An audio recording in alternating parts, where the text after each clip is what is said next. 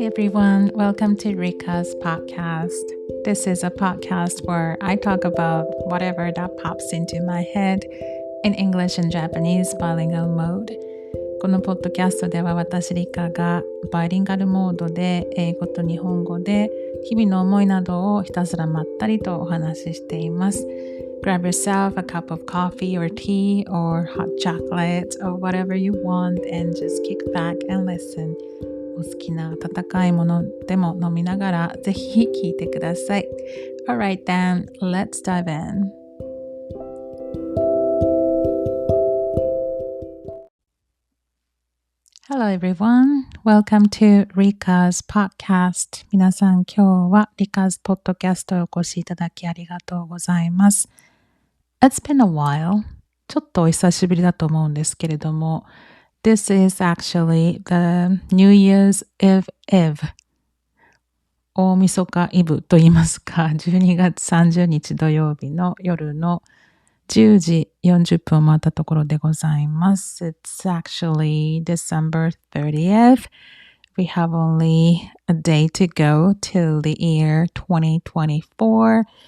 まあ今日も年末ということで今年最後の配信となりますので、まあこの1年を振り返りつついろいろまったりとお話ししようかなと思いますけれども、まあね、as you know, it's been a really tough year for me. まあ本当に辛い人生で一番辛い1年だったわけなんですけれども、Yeah, it totally threw me for a loop. And September hit, and out of the blue, I lost my mom. まあ今年の9月に私は母を亡くしまして、It was like a plot twist. Nobody saw coming. もう本当に誰も想像しなかったような、まあ本人もでしょうけど、私もまさかこんなに早くいなくなってしまうのがね、本当に信じられないわけで、3 months down the road and it still feels surreal, like she could walk in any moment. まだもう3ヶ月経つんですけれども、まだまだ実感がそこまで湧いてなくて、もうなんかすぐに会えるような気がするんですよね。It's wild. There are times when I really wish mom was still around. またね、なんか一緒に過ごしたりとか話したりしたいなっていう瞬間が本当になんか日に日に多くなっていくような気もしまして。She wasn't just my mom.She was like my go-to best friend, the one I could spill all my highs and lows to. まあ、母親であると同時に一番の親友みたいな存在だったので、何でも話せたわけですよ。いいことも悪いこともね。So, without her, there's this void, this absence of that comforting presence.で、何でもかんでも話せる存在っていうね、この存在自体がなくなったというのがすごい辛くてですね。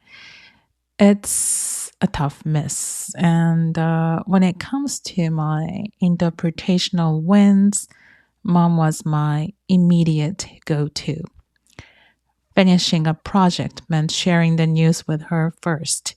まあ、ティーチングもそうなんですけれども、まあ、たまに通訳のお仕事とかね、終えたらもうすぐに母に報告といいますか、話したりとかっていう、そういう身近な存在だったので、Her genuine happiness for my journey through English, exploring a world I hadn't seen,was priceless. まあ、母親が知らない世界ですよね。通訳の世界だったり、英語の世界だったりっていう、その新しい世界を見せてあげるのが私の喜びでもあったので。So it's those moments of connection and celebration that I dearly miss now. だからそれがなくて、すごい寂しくはなりましたね。But I believe that she's watching over me.Keeping an eye on every step that I make. She's always been and she'll remain my best supporter. まあ、上から見ていると思うので、私が歩む一歩一歩ですね。なので、これからもですね、そういう一番のサポーターでいてくれるのかなというふうには思っています。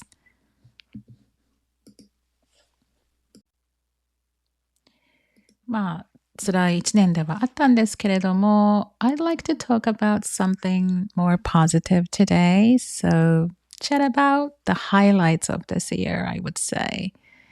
What's the top movie, the coolest thing that I snagged, or the music that's been on my anthem this year? 今日はね、もう今年最後の配信ということで、ちょっと今年のベストについて少しお話もしていこうかなと。Yes. During the crazy busy life, I did manage to squeeze in some movies and dramas and music. 忙しい日々ではあるんですけれども、そこでもやっぱり好きな映画見たり、本読んだり、音楽聴いたりということがあったんですね。So, diving into the literary world, I got this gem, Haruki Murakami's newest book, 街とその不確かな壁 The City and Its Uncertain Walls. His first full-length novel in 6 years.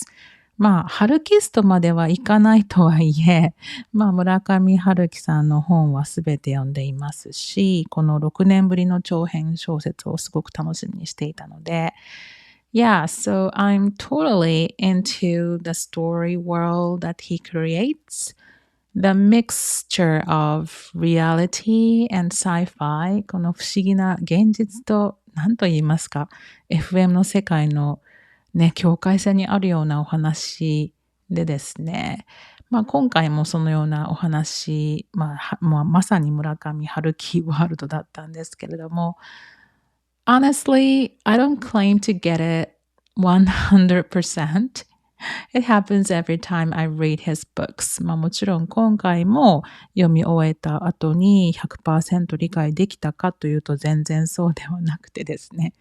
それは毎回のことなんですけれども。But I am up for another round, diving deeper, trying to grasp the story. またね、読み返そうというふうに思ってるんですけれども。So my plan is to give it another shot.Reading it again next year. 来年また読むことになろうかなと。割とボリュームのある本なのでね。で、also the English version of the book is still on my radar.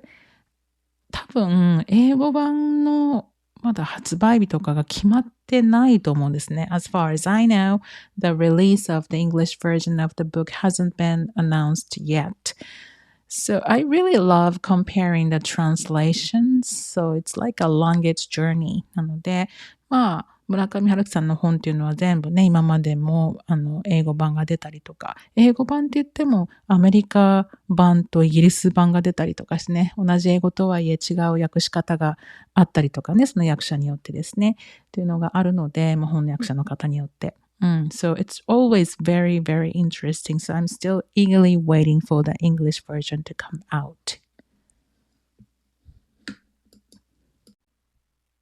Lately, getting into books is a struggle for me.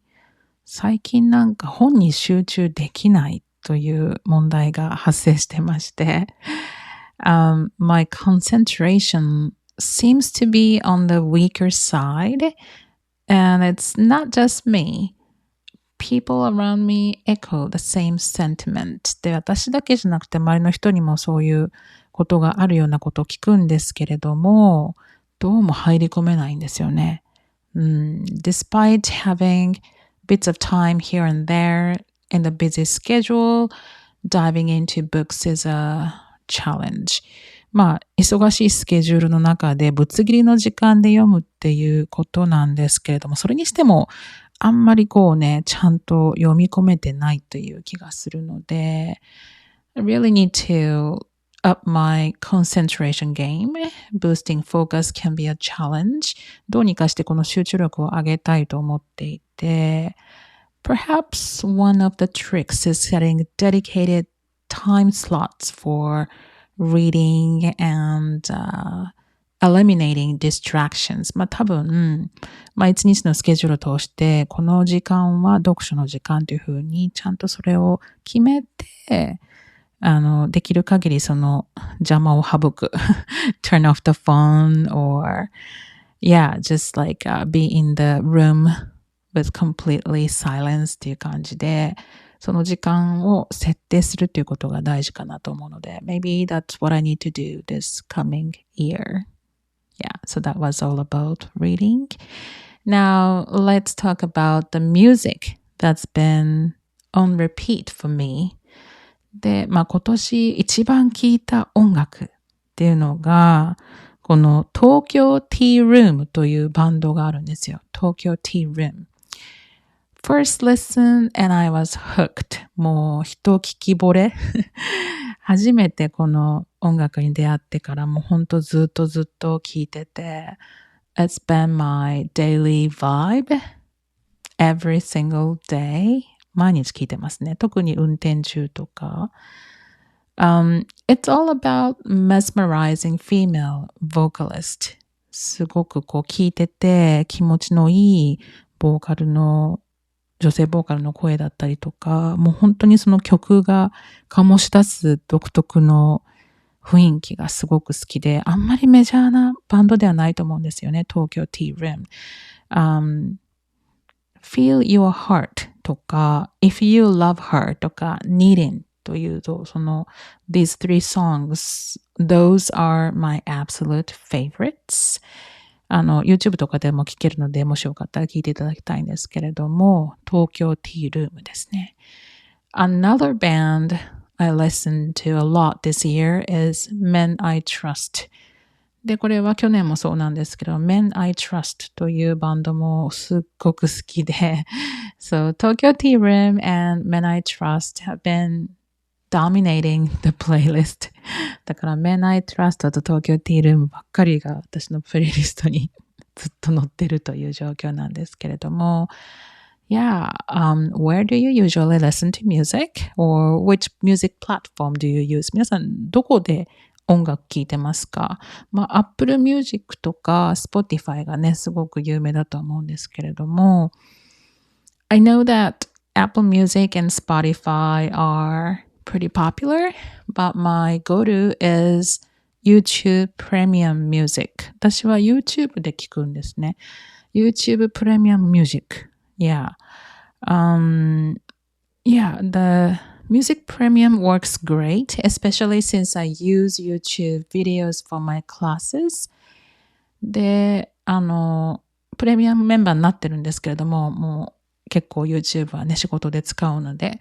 で、bonus find すごくいいことを見つけたと思ったのが they've got a music app too で、ミュージックのアプリがあるので no extra cost and the sound quality is top notch そこでもうどんなというか普通に Apple Music とか Spotify で聴けるような音楽がすべて聴けるんですね。で、追加料金がないのでSo it's been on my musical companion without using extra moneyだから、これみんな知ってるんですかね Highly recommended, especially if you watch a lot of YouTube videos. Those commercials are really annoying. でね、CM もなくて動画見れるし、音楽もたくさん聴けるので、お得かなというふうに私は感じてますね。Okay, so that's enough about the music. And as for the highlight purchase of the year,今年買ってよかったもの、それは前にもお話ししましたけど、車ですね。is a new car. かなり待ちました。8ヶ月ぐらい待ったかな。The anticipation was real with an 8-month wait. And now that it's here, the comfort level is on another level.もう本当に快適で毎日運転が楽しいんですけれども It's bigger, sleeker, and packed with security features 安全装置というか安全システムがかなりアップグレードされているので I love all these security features of course, but I'm not a fan of reading manuals なので、私マニュアルとかね、取扱説明書絶対読まないんですね。車の取扱説明書なんて特に it's really thick and heavy and then I just don't wanna touch it. So behind the wheel, 運転中にthere's this symphony of beeping sounds. いつもビーピー、ビーピー、ピーピーピーピー言ってるんですよ。何かしら。And I have no clue what I'm doing to trigger them.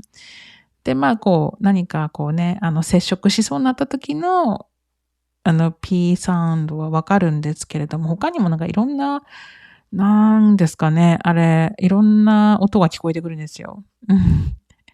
But the beeping stops on its own eventually. でもわからないままに止まったりはするので、So I guess I'm not motivated enough to crack open the manual just yet. だから、もうちゃんと取扱説明書読まなきゃなんてまではいかないんですが。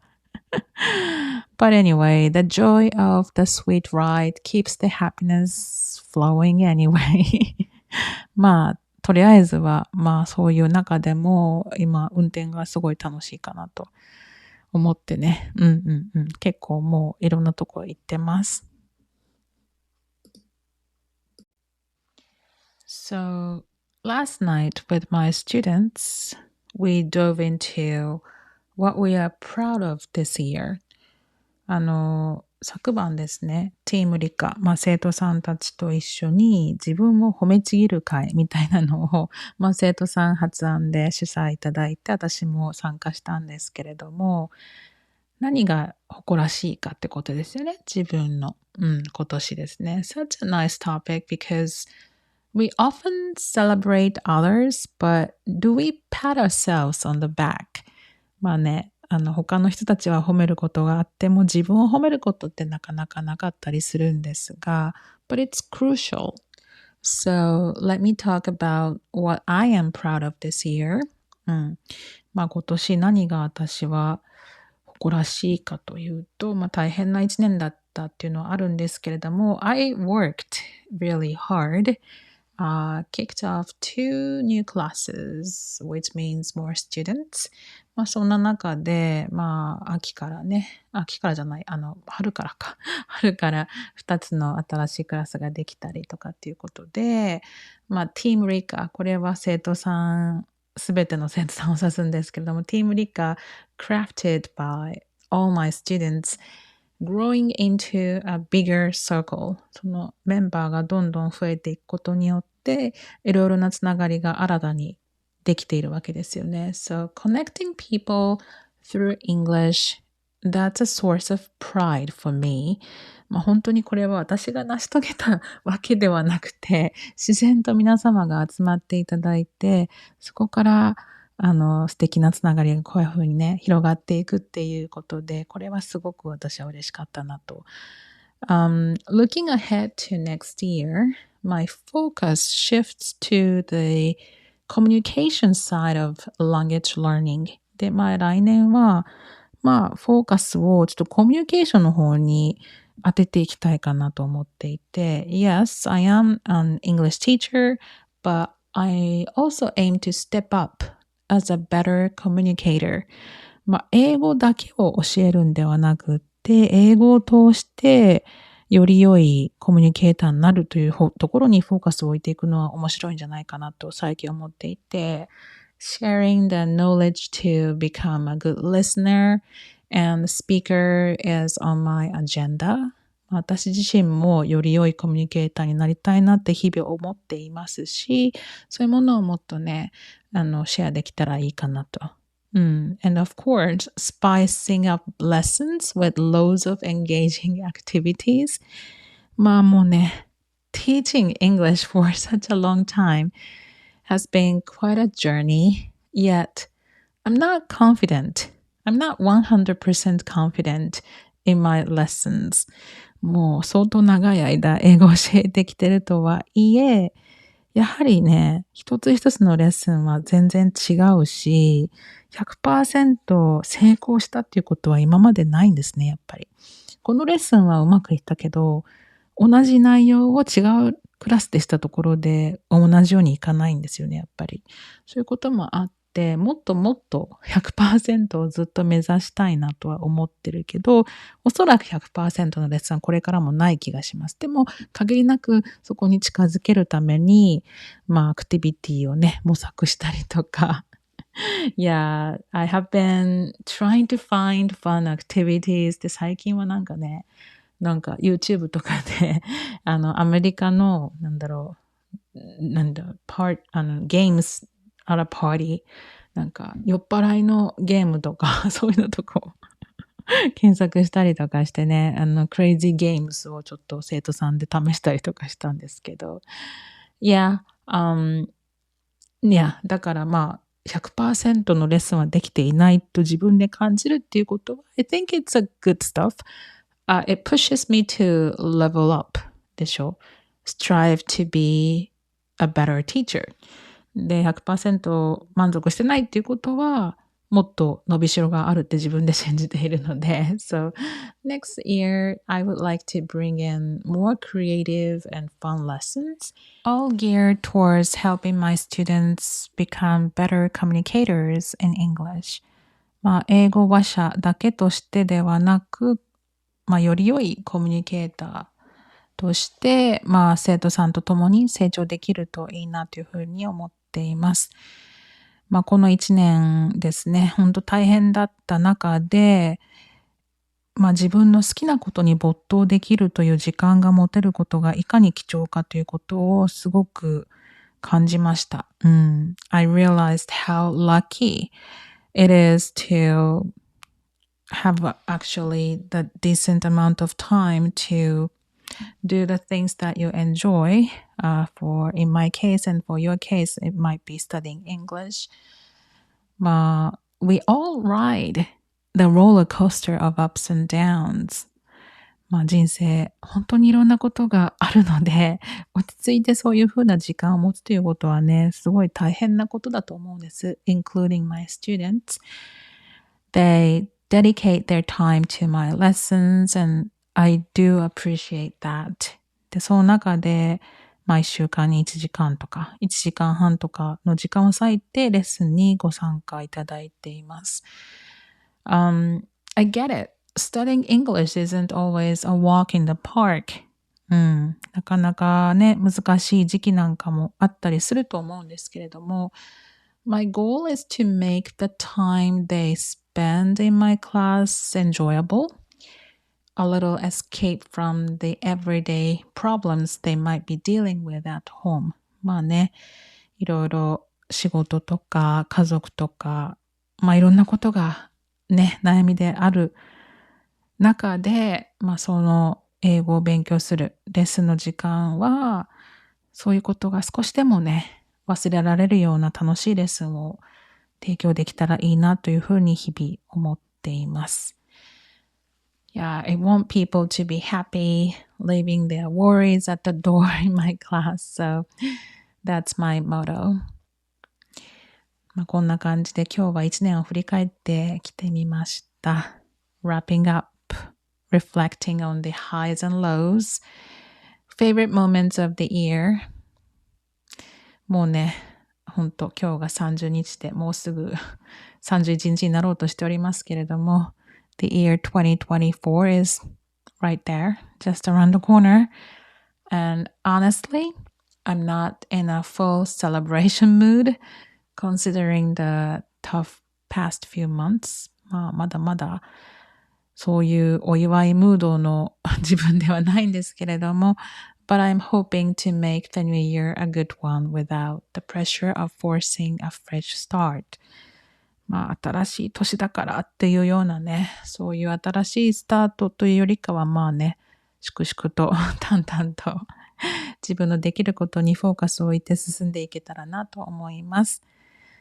Last but not least, sending out warm wishes for a fantastic new year and fabulous holidays to all of you out there. 皆さんにとってね、良い年でありますように。And a big thank you to everyone who's been listening to my podcast. 今年もポッドキャストたくさん聞いていただき、ありがとうございます。Hoping you stick around for more episodes in the upcoming year. 来年もね、楽しい、そして、ためになる、まったりポッドキャスト続けてまいりますので、どうぞ引き続きよろしくお願いいたします。Alright then. Bye for now.